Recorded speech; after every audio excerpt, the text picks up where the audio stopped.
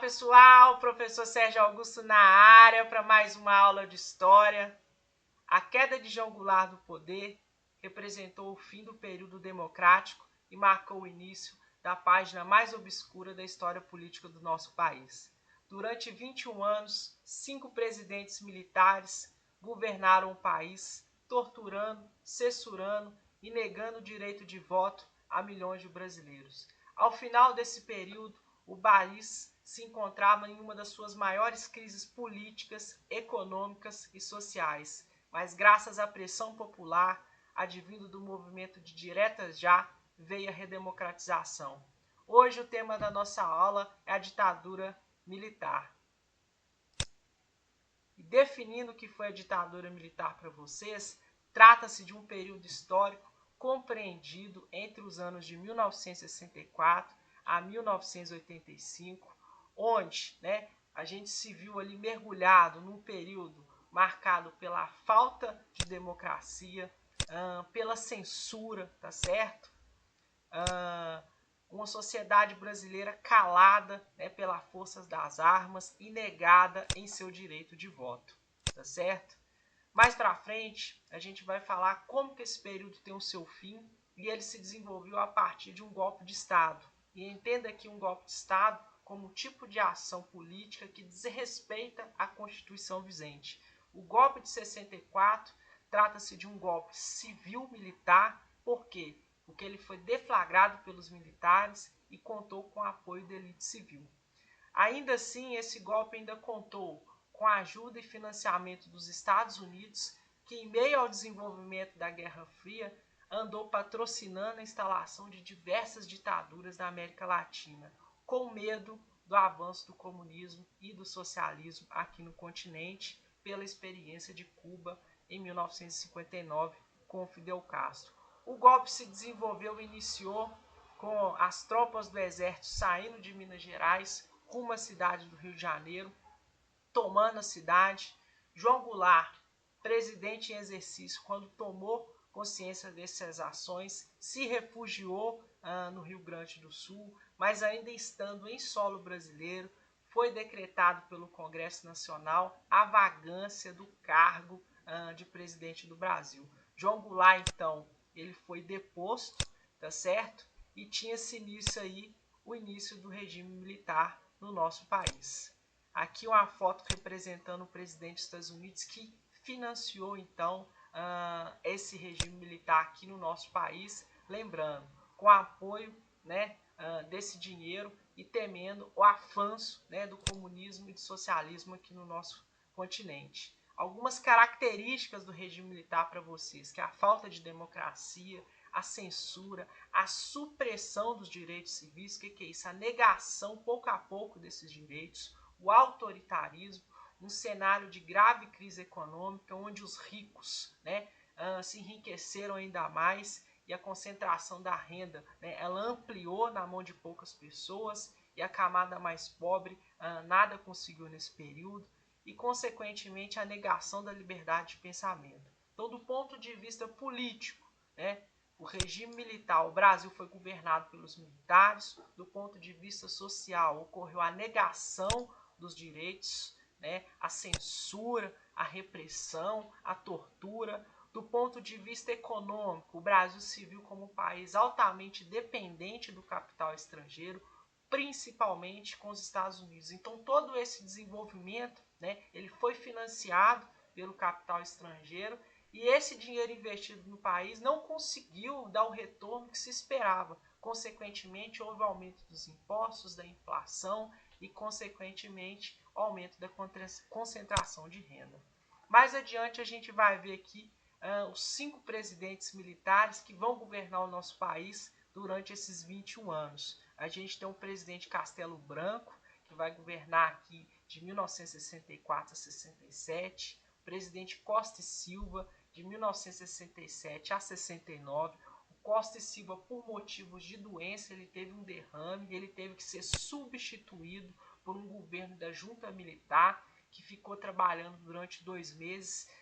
O seu vice, que era um civil, que era o Pedro Aleixo, ele foi impedido de assumir o cargo de presidente do Brasil, daí mais um reforço de que era para os militares ficarem sempre no poder, porque caso o Pedro Aleixo assumisse ele como sendo, né, um vice civil, teria-se, né, imaginar que o período da ditadura teria terminado aí. Mas não, ele foi impedido de chegar ao poder. Essa junta militar, depois de 2 meses, então escolheu, na verdade, ela forçou o Congresso Nacional a escolher mais um presidente, que foi o Médici. E aí ele vai assumir como nosso próximo presidente. Então o Médici ele vai governar de 1969 a 74. Depois dele o Ernesto Geisel, né, de 1974 a 1979. E por último o João Figueiredo, de 1979 a 1985. O regime militar ele começa ali no dia 31 de março, na madrugada do dia 31 de março para o dia 1º de abril. Parece uma mentira, mas não, é esse período, essa página negra na nossa história, ela existiu. E o ato institucional número 1, criado ali em 9 de abril de 64, né, por esse governo provisório da junta militar, depois da deposição de João Goulart, conferiu, tá certo, ao presidente da República o poder de cassar e suspender direitos políticos e alterar a Constituição. E sob forte pressão dos militares, o Congresso Nacional foi reunido e, através do voto indireto ali, na ocasião, elegeu o Marechal Humberto de Alencar, o Castelo Branco, como novo presidente do país. Então, o início do regime militar marca o governo aí do Castelo Branco, que vai governar de 1964 a 67. Entre as principais realizações desse governo e ações, a gente tem a sua nomeação como aprovada pelos Estados Unidos. Ele vai romper as relações diplomáticas com Cuba e vai ser um governo, né, que vai promover uma intensa repressão ao socialismo aqui e aos sindicatos e, logicamente, as agremiações e movimentos estudantis, como a UNE, que era um dos mais importantes nesse período. Vai criar a Lei de Segurança Nacional, que vai enquadrar todos os inimigos, né, vai constituir os inimigos da pátria e todo mundo que é contrário à ditadura militar. E por meio desses atos institucionais, os militares eles vão repreendendo e retirando, né, os direitos civis da população brasileira. A gente tem aqui logo na sequência o AI-2, que vai estabelecer a extinção de todos os partidos políticos, além de eleições indiretas para presidente, ou seja, o Congresso que vai escolher esse presidente. O AI-3, eleições indiretas para governadores e prefeitos, então o Congresso é que vai escolher e o Congresso são os militares. E o AI-4, que dava ao governo poderes para elaborar uma nova Constituição. Na sequência, a gente vai falar um pouquinho do AI-2, que vai estabelecer, entre outras coisas, a extinção de todos os partidos e a criação do bipartidarismo regulado. Então, ele foi decretado em 1965, tá certo? E por que o AI-1, esse ato institucional número 2, ele foi criado?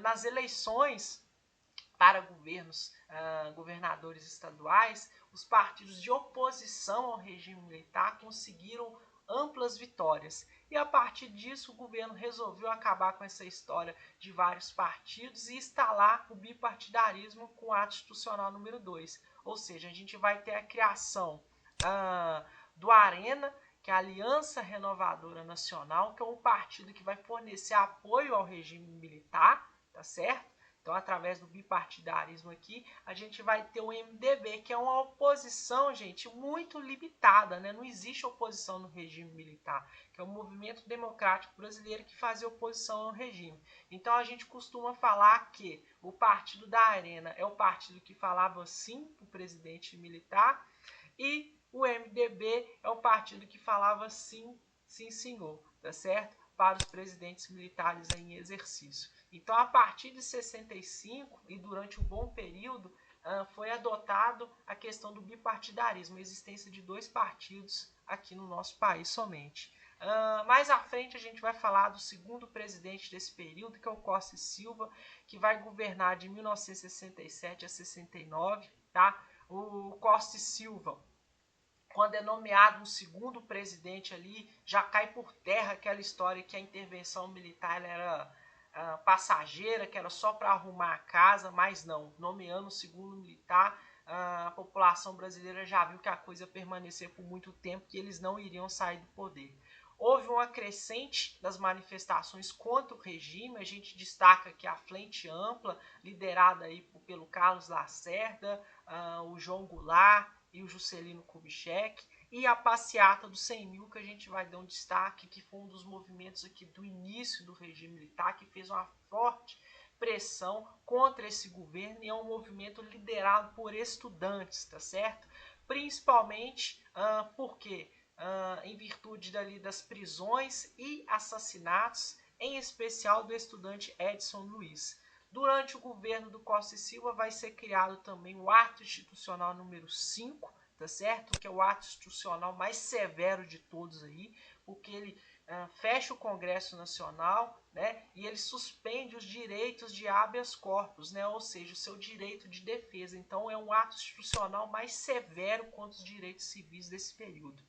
O Costa e Silva, como eu já adiantei no início do vídeo, ele vai deixar o governo, ele não vai terminar o seu mandato por motivos de doença, ele teve um derrame. O Brasil foi entregue por um governo da junta militar que depois escolheu o nosso novo presidente. Antes, a gente vai falar dessa passeata dos 100 mil, ela vai ocorrer em 1968, ou seja, 4 anos depois do início do regime militar, e trata-se de um movimento de cunho social de resistência, né, organizado pelos estudantes, né, a União Nacional dos Estudantes, e teve apoio não só de estudantes, mas de artistas, intelectuais, professores e pessoas de outros setores da sociedade brasileira contra o regime militar. Esse movimento tinha vários slogans, entre eles abaixo a ditadura, povo no poder. Foi um movimento que contou com a participação aí de mais de 100 mil pessoas em protesto ao regime militar. Aqui, né, doente, o Costa e Silva então não termina o seu mandato, incapacitado de governar, ele é substituído pelo governo da junta militar, que é composto por 3 militares, um da Marinha, outro do Exército, outro da Aeronáutica, e após 2 meses de trabalho ali, eles concebem ao poder do Executivo, ou seja, eles nomeiam mais um presidente militar, que é o Emílio Médici, né? É o governo aí mais terrível, mais repressor de todo o período do regime militar brasileiro. Ele vai governar de 69 a 75, até 74, então vai ser um período que vai ser marcado pelo auge da repressão, da tortura. É o período conhecido aí como os anos de chumbo, né? Ele vai promover diversas perseguições contra professores, jornalistas, artistas, estudantes e aos movimentos de guerrilha, né? Carlos Lamarck, os movimentos do Marighella, enfim, ele vai criar os órgãos de repressão, que é o CODE-DOI, né? O Centro de Operações de Defesa Interna, responsável ali pelos interrogatórios e, logicamente, pelas torturas e assassinatos durante o período do regime militar. Nesse período, do ponto de vista econômico, o regime militar vai viver o seu auge, que é o período do milagre econômico, tá certo? Que promoveu um considerável investimento, né, no nosso país e crescimento e desenvolvimento econômico. O nosso PIB chegou na escala dos 11% ao ano, muito alto, e foi um período também que o governo fez uso, né, das propagandas ufanistas, tá certo? Brasil, ame-o ou deixe-o, ninguém segura mais esse país, em virtude, pegando carona ali, tá certo? Na vitória da seleção brasileira de futebol na Copa de 70. Então, usando o esporte, o futebol, como um símbolo de desenvolvimento para o nosso país. O ufanismo é isso, essa valorização extrema do que é nacional, e o regime militar fez uso dessas propagandas ufanistas. Aqui está uma fotinha do Emílio Médici, né, o mais repressor de todos os presidentes desse período. E aqui a gente vai falar do ufanismo, que é um tipo de sentimento, né, criado a partir de campanhas de marketing durante o regime militar, pelo governo militar, com objetivos centrais de quê? De promover um sentimento de orgulho nacional, de uma simpatia da população ao regime altamente ditatorial, autoritário, implantado naquele momento. Então, como eu falei, eles usavam esse marketing do futebol, da vitória, né, do tricampeonato da seleção brasileira aqui, ó, tri-carnaval em junho, né, enfim, o slogan aqui, ó, ninguém mais segura esse país, Brasil, ame ou eu deixo, pra frente Brasil, o caneco é nosso, enfim, o regime militar fez uso, né, dessas propagandas ufanistas para justificar o seu governo. O período do milagre econômico, como eu falei para vocês, foi um período de grande crescimento econômico, entretanto com o uso de capital estrangeiro que depois cobrou essa dívida. Então o desenvolvimento que a gente conseguiu às custas do capital estrangeiro não conseguiu pagar as contas desse empréstimo depois. E aí a gente tem um aumento da dívida externa, tá certo? O aumento dos impostos, consequentemente da inflação e da concentração de renda. Enfim, fizeram diversas obras faraônicas, né, aquelas obras enormes que nunca acabaram. Enfim, trouxe desenvolvimento, mais à frente a gente pagou a conta. Então, que desenvolvimento foi esse? O governo do Ernesto Geisel, que é esse aqui, tá certo? Ele governou o país de 1974 a 1979. Ele já tinha um projeto de abertura política, ou seja, ele falou que a abertura, né, a democratização, ela seria lenta, gradual e segura, ou seja, o Brasil estava caminhando para o período de democratização. E aí ele já começa a fazer eleições livres, diretas para senadores, deputados e vereadores, tá? E aí vários candidatos do MB, que era aquela oposição limitada, conseguem vitórias, tá? Ele determina o fim do AI-5, que é a restauração do habeas corpus, que é o seu direito de defesa, né? Então, quando foi criado o AI-5, se um policial levasse você preso, você não tinha direito a julgamento, você não tinha direito a nada, você seria preso imediatamente. Então, com o fim do habeas corpus, há, né, essa abertura de direitos políticos aí também. Junto com isso, ele cria o famoso pacote de abril. Ele aumenta o mandato presidencial em 6 anos, né? As eleições indiretas para governador continuam, ou seja, o Congresso que vai escolher o governador, tá? E indicação de senadores biônicos. O que é isso? Alguns senadores eram eleitos através do voto direto, outros o governo simplesmente colocava ele lá e dava a eles aqueles poderes e ganhou esse nome de senadores biônicos.